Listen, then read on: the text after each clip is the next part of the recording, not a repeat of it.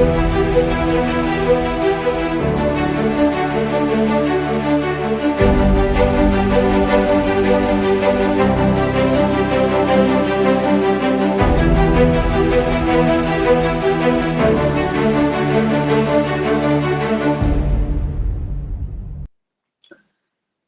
baik. Terima kasih. Selamat datang para peserta kajian umum muamalah edisi yang ke-78. Sambil menunggu peserta yang lain masuk, juga sambil menunggu Amir Zaim, izin saya untuk memulai kajian malam hari ini. Perkenalkan, saya Ilham Mutakin selaku moderator pada malam hari ini. Bismillahirrahmanirrahim. Assalamualaikum warahmatullahi wabarakatuh. Waalaikumsalam. Hamdan wa syukranillah. Salatan wassalaman ala rasulillah. Allahumma salli ala Sayyidina Muhammad wa ala ali Sayyidina Muhammad wa an kulli sahabati rasulillahi azma'in. Amin ya Allah ya rabbal alamin. Puji syukur mari sama-sama kita haturkan kehadirat Allah Subhanahu wa taala. Salawat beserta salam semoga selalu terlimpah curah kepada kekasih Allah, yakni Nabi besar Muhammad sallallahu alaihi wasallam, kepada keluarganya, kepada sahabatnya dan orang-orang yang setia mengikuti ajarannya hingga akhir zaman. Malam ini kita masuk ke edisi 78. Yang akan mengisi kajian malam hari ini adalah Amir Zaim Saidi dengan tema berjaya saatnya dirham perak berjaya begitu.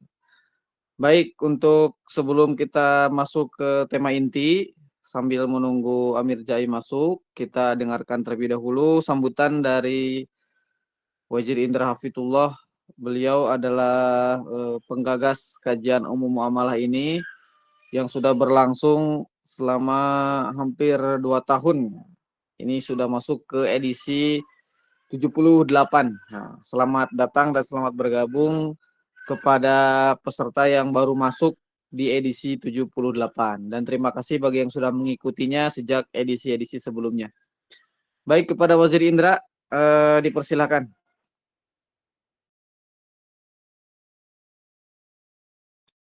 Baik, Si Ilham. Baik, Assalamualaikum warahmatullahi wabarakatuh. Rasulullah walau kata bila-bila. Puji dan syukur mari kita sama-sama panjatkan kehadirat Allah Subhanahu wa taala yang mana atas rahmat dan karunia-Nya kita semua bisa hadir dalam kajian muamalah online, di mana pada malam hari ini kita masuk ke edisi yang ke-78. Alhamdulillah. Dan pemateri pada malam hari ini Amir Zaim Saidi. Sambil menunggu beliau masuk,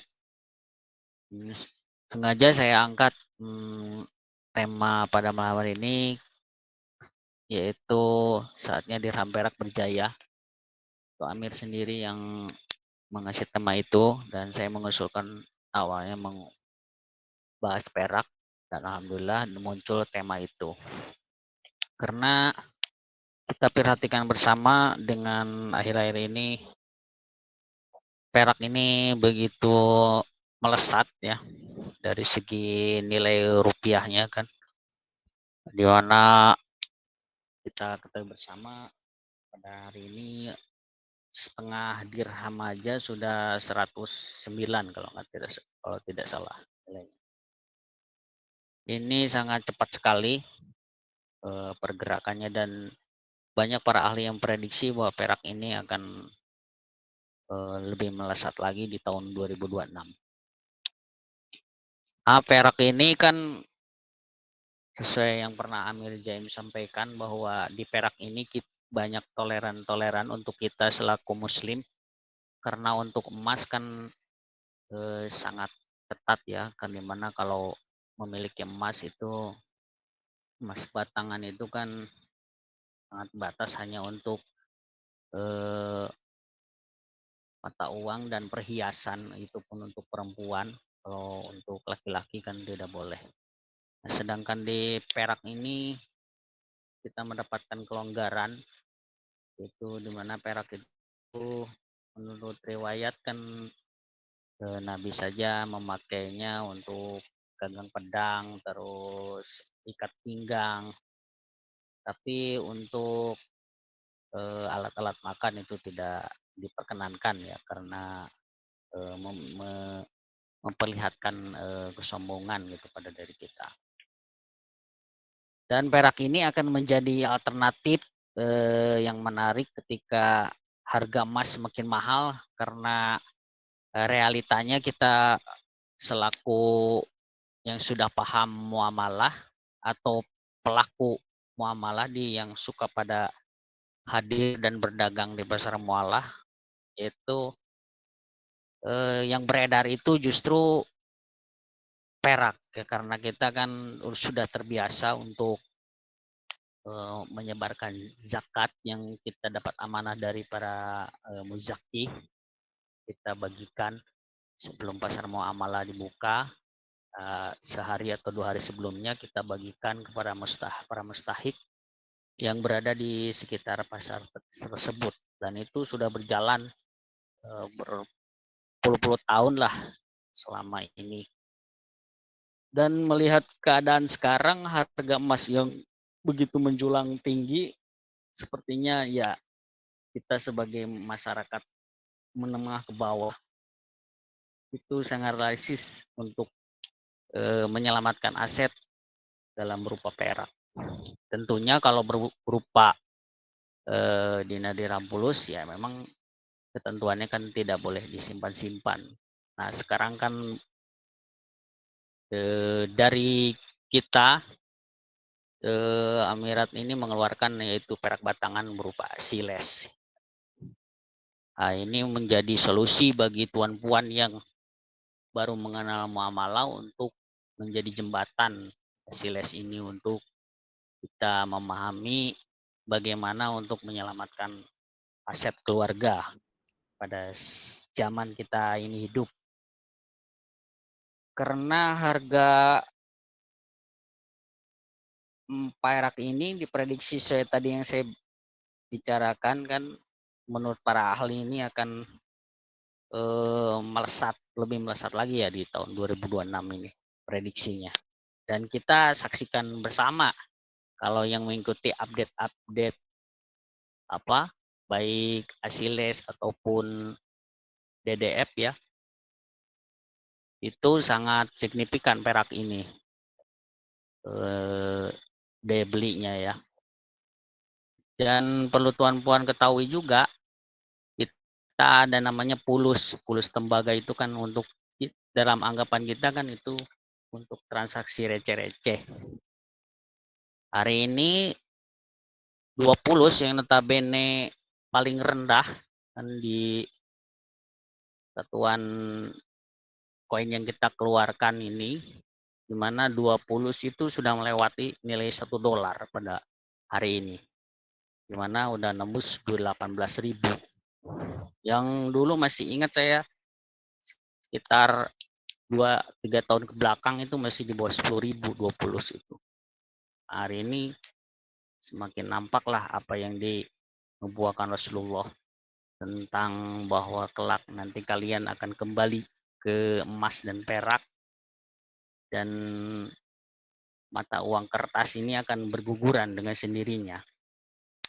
Nah ini ya pada hari ini kita udah mulai menyaksikan apa yang disampaikan oleh Rasulullah 1400 tahun yang lalu tentang keadaan hari ini. Dan dengan sejarah panjang sebagai alat tukar dan penyimpanan nilai kekayaan, perak adalah pilihan yang menarik bagi aktivitas investasi untuk kita para keluarga hari ini. Dan bagi yang sudah memilikinya itu pasti merasakan betul. Dan banyak juga testimoni-testimoni di medsos kan bagaimana seorang pengusaha dengan memiliki perak dari hasil usahanya dia liquidkan ke perak-perak batangan itu, dan itu sangat luar biasa bagi bagi dirinya untuk menyelamatkan aset dari hasil usahanya. Dan perihal ini Amir Jaim juga kan sudah memberitahu kita berulang-ulang perihal tentang zaman yang akan kita hadapi ini, yang sedang kita hadapi ini, bahwa zaman ini memang zaman zolim. Kalau istilah bahasa saya itu zaman kufur, sistem kufur, di mana sistem kufur ini akan menuju, mungkin sedang menuju busuk, menuju runtuh. Kita saksikan bersama-sama. Dan SAK juga pernah mengatakan bahwa tidak ada kekaisaran yang abadi. Semuanya akan silih berganti sebagaimana bumi ini terus berputar pada porosnya. Dan mudah-mudahan apa yang disampaikan nanti oleh narasumber pada malam hari ini bisa dipahami, karena ini saya minta sama beliau untuk menjelaskan lebih spesifikasi lagi supaya orang-orang awam yang baru mengenal muamalah bisa memahami apa kenapa harus perak gitu kan, seperti itu. Jadi itu gambaran dari saya selaku penggagas kajian muamalah online ini. Ya mudah-mudahan dengan ada kajian muamalah ini puan-puan semua bisa mendapatkan ilmu dan bisa memahaminya dan bisa menjalankannya semampunya tentunya. Ya alangkah baiknya harapan saya dengan adanya kajian ini puan-puan bisa menjadi lebih semangat lagi untuk menghadapi masa-masa depan yang semakin sulit, dan kita tidak perlu patah semangat karena kita justru harus berbahagia selaku muslim karena kita akan memasuki ke masa ke fase kelima, itu fase eranya min haji nubuah.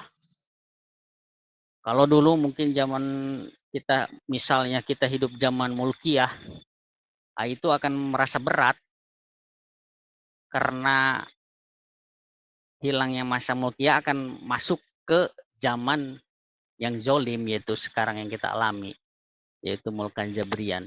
Tapi kalau kita justru harus antusias menyongsong zaman baru tersebut, karena zaman yang akan datang ini bukan lagi zaman kegelapan, tapi zaman kebalikannya dari zaman sekarang. Begitu. Ya, demikian mungkin Sidi Ilham dari saya, semoga bisa memberikan gambaran lah bagi tuan-tuan tentang materi yang akan disampaikan oleh narasumber. Assalamualaikum warahmatullahi wabarakatuh.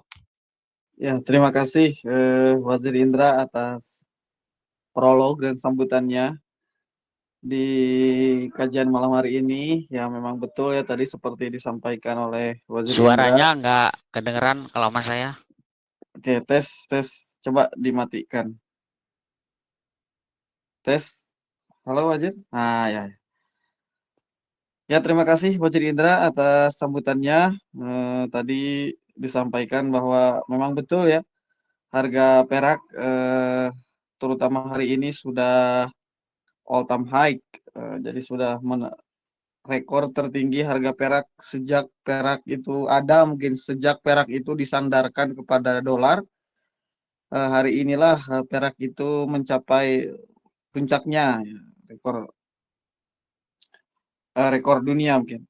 Nanti kita akan sama-sama dengar materi dari Amir Zaim Saidi mengenai saatnya dirham perak berjaya.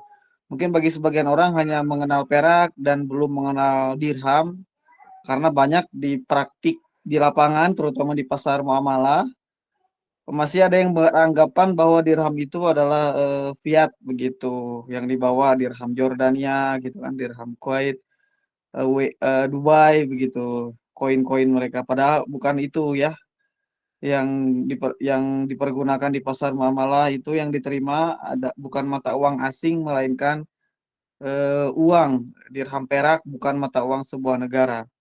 Nah, itu salah satu kekeliruan juga di sebahagian masyarakat yang belum mengenal dirham. Makanya tema malam hari ini lebih spesifik ke saatnya dirham perak berjaya begitu. Karena dirham adalah perak, tapi tidak semua perak adalah dirham. Baik Tuan dan Puan semua yang sudah hadir, Alhamdulillah Amir Zaim sudah berada di tengah-tengah kita. Langsung saja kita dengarkan sama-sama materi yang akan disampaikan oleh yang terhormat Amir Zaim Saidi. Kepada beliau dipersilakan. Baik, Assalamualaikum warahmatullahi wabarakatuh. Waalaikumsalam warahmatullahi wabarakatuh. Dan semua hadirin, saya mohon maaf agak terlambat karena tadi itu saya lupa gitu bahwa malam ini harus mengantarkan satu kajian. Dan sebetulnya perak ini sudah barang tentu merupakan satu tema yang sudah sehari-hari dibicarakan ya, terutama bagi mereka yang ada di dalam grup kajian umum muamalah. Tapi sekarang ini memang ada satu momentum gitu ya. Jadi kalau kita lihat mungkin mulainya dari apa yang tadi Sidi Ilham sudah sampaikan bahwa secara nominal uang fiat perak ini sudah mencapai satu harga yang sangat tinggi lah dibandingkan perjalanan perak selama ini sejak tahun 70-an gitu. Kalau kita melihat tahun 70-an ke bawah itu punya gambaran yang berbeda gitu. Nah, sekarang kita di tahun 2026 ini melihat perak kalau kita lihat hari ini sudah mencapai $103 per troy ounce gitu. Nah, bahkan sebulan yang lalu saya masih memperkirakan baru sampai pada $80 per troy ounce, tapi hari ini kemarin sudah tembus 100 dan hari ini sudah melewati angka 103. Nah, besok Ahad biasanya tidak ada harga perak. Hari Senin kita belum tahu gitu. Kalau dilihat beberapa hari terakhir itu rata-rata kenaikannya itu sekitar 3% sampai 5%, bahkan sampai 7% gitu. Nah, tapi kacamata melihat perak dengan nilai dolar atau rupiah, di mana per gram perak hari ini kalau kita lihat di situs yang secara umum dijadikan rujukan adalah logamulia.com. Jadi PT Antam itu sudah di atas 61.000 ya. Dan itu belum lagi kalau di Antam itu kan kemudian pemerintah Indonesia menambahkan pajak 11%. Jadi memang sudah melewati 70.000 begitu per gram. Padahal kalau kita lihat 7 bulan yang lalu, bulan Juni Juli itu masih di sekitar 25.000 gitu. Jadi sudah hampir lipat 3. Bayangkan dalam waktu 7 bulan sudah hampir 3 kali lipat begitu. Artinya mereka yang memiliki dirham perak dari 7 bulan yang lalu itu sudah 3 kali lebih kaya gitu. Nah, jadi itu satu perspektif bahwa perak demikian kondisinya. Nah, tetapi sebenarnya cara pandang ini cara pandang yang mengecoh gitu. Karena sebetulnya ya perak 3 gram perak selamanya akan 3 gram perak. Jadi dirham perak yang kita cetak pertama kali dari tahun 2009 yang artinya sudah 11 tahun. Ya betul ya. 2009 itu artinya sudah 14 tahun atau 16 tahun. Yang sudah 17 tahun itu tetap 3 gram perak, tidak lebih tidak kurang ya. Mungkin sudah menghitam, sudah menguning, itu bisa dibersihkan. Beratnya tetap, tapi nilai dalam nominalnya sudah berlipat ganda. Jadi kalau yang mengikuti dari awal pada tahun 2002 itu begitu murahnya perak sampai kita mencetak pun tidak bisa karena terlalu mahal di ongkos cetaknya. Jadi yang bisa dicetak waktu itu hanya khamsah, 5 dirham. Nah, karena harga dirham waktu itu masih murah sekali, harga perak itu masih murah sekali. Gitu. Begitu juga harga emas. Nah, jadi kalau kita melihat dengan cara yang benar, melihat fitrahnya, maka yang harus dilihat adalah kedua logam mulia itu secara bersamaan, perak dan emas. Nah, jadi sepanjang kita melihatnya dalam rupiah atau dolar, maka sepanjang waktu itu juga Anda akan galau. Besok turun atau naik, turunnya berapa, naiknya berapa, dan seterusnya. Nah, karena ini adalah cara pandang yang sangat mengecoh. Nah, kalau dengan cara pandang yang tadi, bahwa 3 gram perak selamanya 3 gram perak, nah, itu kemudian yang perlu dilakukan adalah dinisbahkan kepada benda-benda, gitu. Ya. Nah, kita sudah sering membahas secara populer bahwa di zaman Romawi, sebelum zaman Rasul SAW, ya, Romawi, zaman Rasul, sampai hari ini, 1 dirham bisa mendapatkan seekor ayam, gitu. Ya, itu kira-kira sampai 7 bulan yang lalu. Nah, hari ini, kalau kita lihat dalam rupiah kan sudah di atas 200 rupiah. Kalau dibelikan ayam kampung itu sudah dapat 2 ekor. Atau mungkin kalau ayam jago, ya 1 ekor dan 1 ayam yang lebih sedikit kecil. Artinya daya belinya sudah jauh lebih besar. Dan karena itu kalau bapak-bapak, ibu-ibu lihat apa yang dilakukan di sekitar pasar muamalah ketika membagikan zakat, itu bahkan sekarang sudah bisa diterima oleh lebih banyak orang. Karena untuk membeli katakanlah paket sembako yang sama, yang tadinya seharga 1 dirham, sekarang bisa dibeli dengan setengah dirham. Gitu. Dengan kata lain, kalau dibalik cara pandangnya, tadi yang saya katakan bahwa mereka yang sudah memegang dirham perak itu menjadi lebih kaya, dan Anda-Anda yang tidak memegang dirham perak menjadi miskin, 3 kali lipat lebih miskin, atau sekurang kurangnya 2 kali lebih miskin. Karena rupiah Anda yang sama, 2 juta yang sama 6 bulan yang lalu, dibandingkan hari ini, kalau dibelikan perak, cuma dapat separuhnya, atau sepertiganya bahkan, gitu ya. Nah, jadi ini adalah momentum karena tadi selain cara melihat bahwa perak itu berapa daya belinya terhadap benda dan jasa, barang dan jasa, maka cara kedua melihatnya adalah berapa perbandingannya dengan emas. Gitu. Nah, jadi kalau kita lihat dalam masa yang cukup lama ya, bertahun-tahun lah, terakhir itu emas dan perak berbanding 1:90. Gitu. Nah, kemudian sampai beberapa bulan yang lalu mulai berubah. Jadi walaupun harga emasnya naik, harga peraknya naik. Nah, tapi yang perlu dipahami kemudian adalah bahwa kenaikan harga perak ini, kenaikan nilai perak itu jauh melebihi kenaikan nilai emas. Jadi kalau kita lihat data beberapa hari terakhir ya, kenaikan emas itu hanya 2%, 2%, 3%, 2,5%. Nah, kenaikan harga perak sudah di atas 5%, bahkan 7%. Gitu. Jadi kalau kita lihat dari kembali kacamata uang fiat, maka Anda memiliki perak itu jauh lebih bagus ketimbang memiliki emas. Gitu. Nah, jadi kalau saya mengatakan bahwa inilah masa kejayaan bagi dirham perak, karena tadi kecepatan kenaikan nilai perak itu jauh melampaui kenaikan emas. Jadi kalau kita data dalam 1 tahun lah, kenaikan nilai emas itu sekitar 75%. Nah, kenaikan nilai perak itu jauh di atas 160-170%. Begitu ya. Dan sudah barang tentu ini sangat mengembirakan karena Anda sudah makin tidak mampu membeli emas. Jadi masyarakat makin tidak mampu membeli emas. Harga emas sekarang sudah di atas 3 juta rupiah per gram. Gitu. Nah, karena itu beralihlah kepada dirham perak, karena dirham perak ini sangat terjangkau dan daya belinya terus menyelamatkan harta dan keluarga Anda. Gitu. Nah, jadi yang masih tetap menjadi persoalan adalah bagaimana membuat dirham kita itu sepenuhnya fungsional.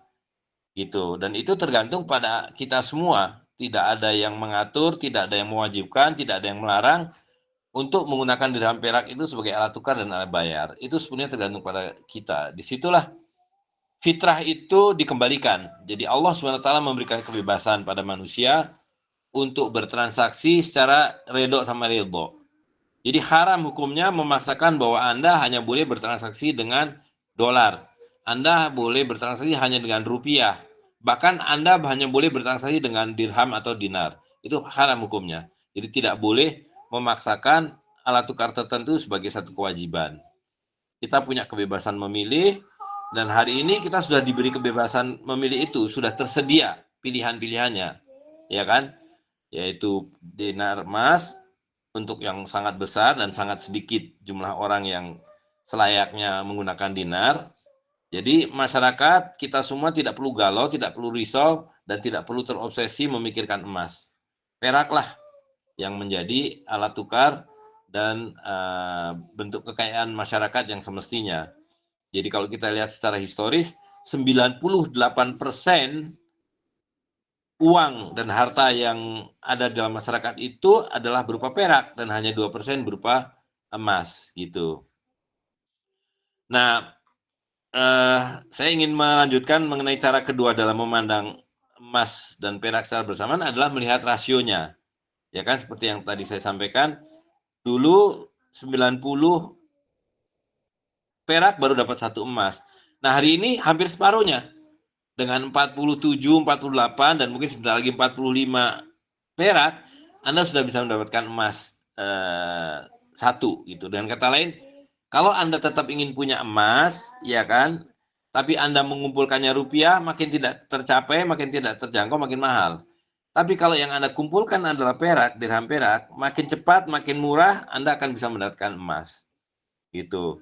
Nah, kita tahu bahwa fitrah rasio emas dan perak itu, sebagaimana Allah SWT tentukan, ya kan, yang kita bisa pahami dalam bentuk jumlah perak yang tersedia di alam dibandingkan dengan jumlah emas yang tersedia di alam. Nah, itu secara natural, kira-kira perbandingannya itu 1:17, 1:18. Nah, sesudah mengalami pengolahan, pemurnian, ada biaya-biaya masuk ke dalamnya dan sebagainya, ditemukanlah angka, ya kita sebut saja angka keramat, 1:15. Gitu. Dan itu sejak zaman Romawi, jauh-jauh sebelum zaman modern. Di zaman Romawi, dulu bahkan pernah ditetapkan oleh satu kaisar Romawi secara legal, secara hukum, bahwa nilai tukar emas terhadap perak itu 1:15. Nah, kita tahu dari riwayat dan dari aturan-aturan syar'i yang ditetapkan oleh Rasulullah SAW di zaman Nabi dan para sahabat, itu perbandingannya menjadi 1:10 gitu. Jadi perak menjadi lebih berharga di zaman Nabi dibandingkan zaman Romawi. Tapi kemudian mengalami juga pergeseran, walaupun tidak banyak, sampai tadi angka 1:12, 1:14. Jadi kalau kita lihat kitab Muwatta itu, di dalamnya ada tentu Muwatta adalah kitab fikih, beberapa aturan yang kita bisa mengerti kemudian di situ bahwa 1 emas itu dapat 12 perak. Nah, sampai kita tahu kemudian beratus tahun lamanya sampai di abad ke-15 di zaman Mamluk itu 1:15, 1:16 gitu ya. Jadi kembali kepada fitrah yang sudah ratusan tahun berlaku itu, rasio paling wajar emas dan perak adalah 1:15. Hari ini sudah 1:47, 48 gitu ya. Jadi perak sudah makin mendekati fitrahnya, dan karena itu dalam rupiah sudah di atas 200.000 per dirham gitu. Nah, sekali lagi yang harus kita pahami maknanya adalah bahwa kalau Anda tidak mau berubah, Anda mempertahankan uang fiat, Anda semakin hari semakin miskin, dan pemiskinannya luar biasa. Kecepatan pemiskinan itu luar biasa. Gitu ya. Nah, jadi tidak ada pilihan lain kalau Anda mau selamat, mau mengamankan harta dan keluarga, miliki dan gunakan perak. Tetapi bukan perak sekedar untuk ditabung-tabung gitu ya. Nah, jadi kalau sekarang ini ada pilihan, misalnya Achilles batangan, itu adalah instrumen kita untuk mengeluarkan harta kita dari sistem riba. Ya. Kalau disimpan di bank atau bahkan diberangkas di rumah, itu masih menjadi bagian langsung dari sistem riba. Begitu Anda tukarkan itu menjadi emas atau menjadi perak dalam hal ini, yang lebih kita ingin fokuskan dan kita ajarkan, masyarakat milikilah perak. Itu langkah pertama adalah Anda mengeluarkan uang itu dari sistem riba. Anda lepas dari dosa riba, Anda lepas dari ketidakberkahan harta. Begitu Anda memegang perak, nah Anda langsung masuk zona zakat. Setiap 200 dirham atau dalam gram itu sekitar 595 gram perak, Anda wajib membayar zakat setahun sekali. Nah, disitulah dirham perak Anda keluarkan untuk membayar zakat. Karena tidak sah hukumnya membayar zakat perak kecuali dengan perak. Ya, seperti halnya tidak sah membayar zakat kambing dan kambing. Gitu. Begitupun uang kertas. Uang kertas adalah satu kebatilan dan karena itu yang batil itu harus diubah menjadi yang halal, menjadi yang hak. Jadi ketika bahkan harta Anda masih berupa uang kertas, maka kewajiban zakatnya pun dihitung dengan dinar atau dirham dan kewajibannya pun dibayarkan dengan dinar dan dirham. Gitu. Jadi ini beriringan. Langkah pertama, langkah transisi adalah mengeluarkan harta dari sistem riba dalam bentuk perak dan Anda masih selamatkan harta. Bahkan kalau Anda lakukan ini 6 bulan yang lalu, harta Anda sudah naik 3 kali lipat. Gitu. Karena 6 bulan, 7 bulan yang lalu harga perak itu masih cuma sekitar 25 juta per kilo. Hari ini sudah hampir mendekati 75 juta per kilo. Gitu. Tapi tidak ada kata terlambat, ya kan? Anda segera ubah dan mengubah uang fiat menjadi perak itu sangat tidak mudah. Yang tidak mudah adalah mengubah perilaku kita, mengubah mindset kita untuk meninggalkan kecanduan kita pada sistem riba. Gitu, ya. Banyakan orang ingin perubahan tapi tidak mau melakukan perubahan. Nah, inilah saatnya sekarang ini momentum. Kita tidak tahu apakah perak ini akan terus melaju, ya kan, sampai mendekati fitrahnya menjadi 1:15 dengan emas, atau apa yang akan terjadi besok kita nggak tahu. Nah, tetapi sekali lagi bahwa kalau kita meyakini dengan iman bahwa yang menetapkan nilai emas dan perak ini adalah Allah SWT sendiri dan tidak mungkin diubah dan sudah terbukti selama ratusan tahun, manusia, segelintir orang, oligarki, para bankir mencoba memanipulasi harga nilai emas dan perak, tidak pernah bisa. Gitu. Walaupun baru belakangan ini perak itu kembali kepada fitrahnya untuk mencapai sedekat mungkin pada rasio 1:15, tetapi kecepatan itu meskipun nanti berubah, maksud saya harga emas kan terus naik. Jadi kalaupun nanti mendekati 1:15, apakah kemudian akan berhenti? Tentu tidak, karena nilai emas itu tetap naik dan perak akan terus naik. Hanya kenaikannya mungkin tidak seperti sekarang. Nah, tapi sekali lagi cara pandang kita harus dibalik. Bahwa yang terjadi adalah nilai uang fiat kita yang terus merosot. Nah, itu yang tidak akan berhenti. Itu yang tidak akan berhenti. Nah, memang yang bisa kita pahami secara sosial politik adalah perubahan-perubahan yang terjadi saat ini. Kenapa kemudian perak berubah dengan kecepatan yang luar biasa? Misalnya yang terakhir itu Cina, negeri Cina menyatakan membatasi ekspor perak. Dan itu berarti memperkecil pasokan perak. Nah, tentu sunatullah itu bekerja berdasarkan hukum-hukum laku juga. Bukan simsalabim abrakadabra seperti sihir, ya kan? Artinya fenomena-fenomena seperti perubahan kebijakan Cina untuk membatasi perak, dan kemudian penggunaan di industri yang terus meningkat, industri solar cell, industri mobil listrik yang makin ke depan semakin banyak membutuhkan perak. Jadi kalau kita lihat datanya, sekarang ini ada kekurangan pasokan itu 500 juta troy ounce perak itu, ya. Nah, bisa dibayangkan dalam keadaan tidak ada larangan Cina ekspor perak pun sudah kekurangan pasokan. Apalagi hari ini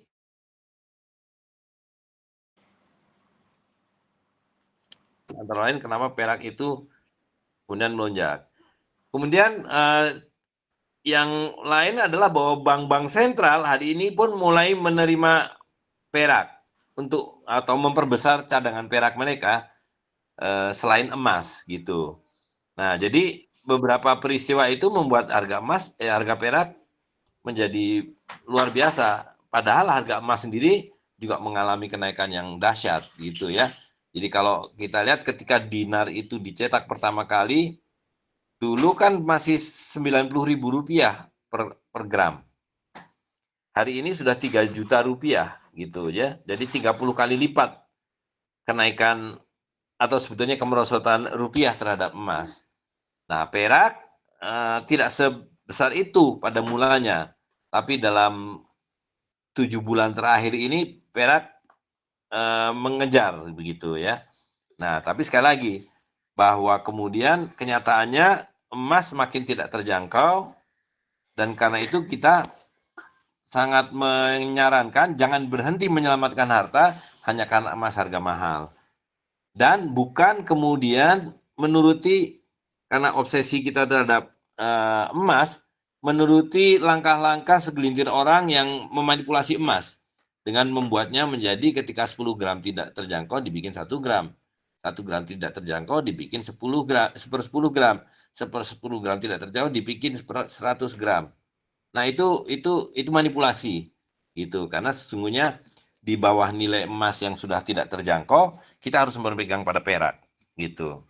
Jadi fitrahnya adalah demikian, bukan kemudian memaksa emas menjadi sekecil mungkin dan dipaksa untuk memenuhi selera dan kehendak kita gitu. Nah, jadi saya kira itu yang ingin saya sampaikan sebagai satu pengantar ya, bahwa secara zahir kita sedang melihat bahwa perak sudah mengejar emas gitu, tetapi secara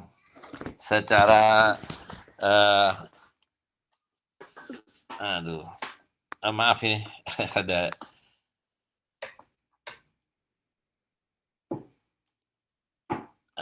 oke. Saya lanjutkan. Secara zahir itu yang terjadi, beberapa peristiwa ekonomi politik yang bisa kita pakai untuk melihat kenapa harga perak seperti sekarang. Tetapi secara ruhaniah, ya itulah fitrah perak dan emas yang seharusnya gitu. Nah, saya kira itu sebagai pengantar, mungkin kita bisa lebih banyak berdiskusi untuk sisa waktu yang tersedia. Demikian, Sidi Ilham. Assalamualaikum warahmatullahi wabarakatuh. Waalaikumsalam warahmatullahi wabarakatuh.